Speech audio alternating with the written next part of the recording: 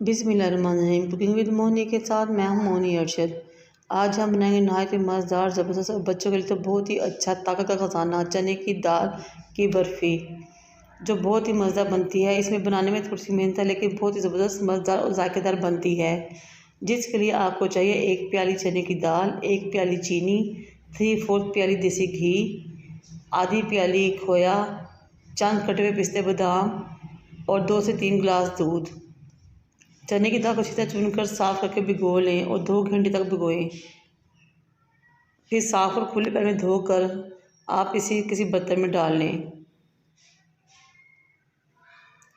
साथ ही आप इसमें दूध शामिल कर लें। आप सबसे रिक्वेस्ट है कि मेरे चैनल को लाइक करें, शेयर करें, सब्सक्राइब करें और बेल आइकन को टच करें ताकि मेरी तमाम वीडियोज़ आप तक पहुँच सकें और अपने दोस्तों से भी शेयर करें। दूध डाल लेने के बाद आप बर्तन को चूल्हे पर चढ़ाएं और नीचे मीडियम लो फ्लेम ऑन कर दें और दाल आपने इतनी देर तक पकानी है कि वो अच्छी तरह गल जाए। अगर दाल अच्छी तरह गली होगी तो बर्फ़ी अच्छी मज़ेदार बनेगी। अगर हल्की सी भी सख्त होगी तो फिर वो जायकेदार नहीं बनेगी।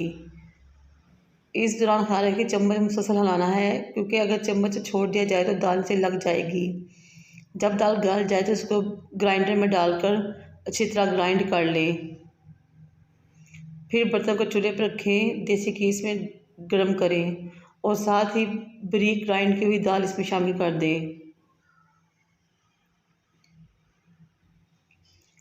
दाल को आपने मुसलसल हिलाना है, क्योंकि दाल जब पिस जाती है तो ये नीचे लगने का बहुत ज़्यादा ख़तरा होता है।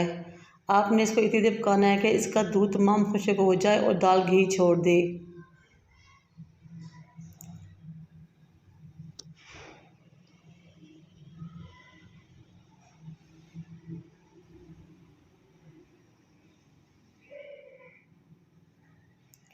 जब इसका दूध अच्छी तरह खुश्क हो जाए और दाल नीचे से बर्तन छोड़ना शुरू कर दे तो आप इसमें चीनी शामिल करेंगे।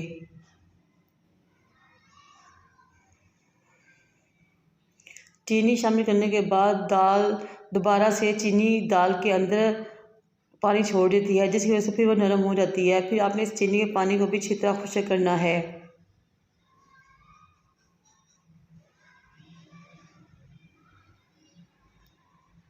जब चीनी का पानी अच्छी तरह खुश्क हो जाए तो आपने फिर इसमें खोया शामिल करना है।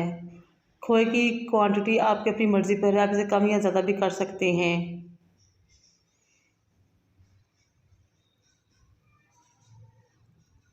खोया मिक्स करने के बाद आपने इसकी शक्लो सूरत को बेहतर बनाने के लिए इसमें थोड़ा सा ज़्यादा रंग डालना है।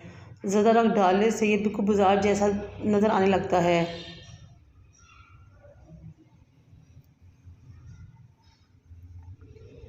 ये देखें, इसमें ज़्यादा रंग डालें और इसको बाजार जैसा लुक दें।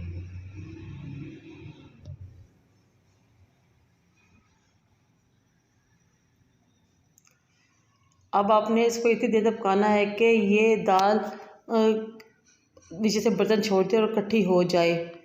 जब ये बिल्कुल बर्तन छोड़ने लगे और इकट्ठी होना शुरू हो जाए बर्तन में, तो किसी भी बर्तन में ऑयल की ग्रीसिंग करें। मेरे पास ये पिज़्ज़ा पैन था, इसलिए मैंने इसको अंदर ऑयल की ग्रीसिंग कर ली। ऑयल की ग्रीसिंग करने के बाद आप नीचे कोकोनट का बुरादा डालें।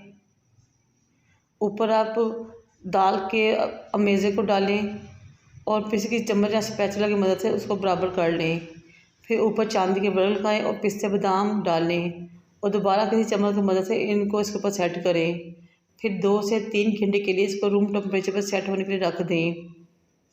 जब ये थोड़ा ठंडा हो तो इस पे आपने काट लेना है, क्योंकि जब बहुत ज़्यादा ठंडी हो जाती है तो काटना इसमें मुश्किल हो जाता है। इसलिए आपने पहले काट कर इसके निशान लगा लेने हैं और फिर जब ये मुकम्मल तौर पे तैयार हो जाए तो दोबारा से उस कटिंग में आप इसको दोबारा काटना है और फिर इसको काटिए, सर्व कीजिए। ख़ुद भी खाइए, अपने मेहमानों को भी खिलाइए और सबसे दाद पाइए। मुझे और मेरे वालिदा को दुआ में याद रखें। अल्लाह हाफिज़।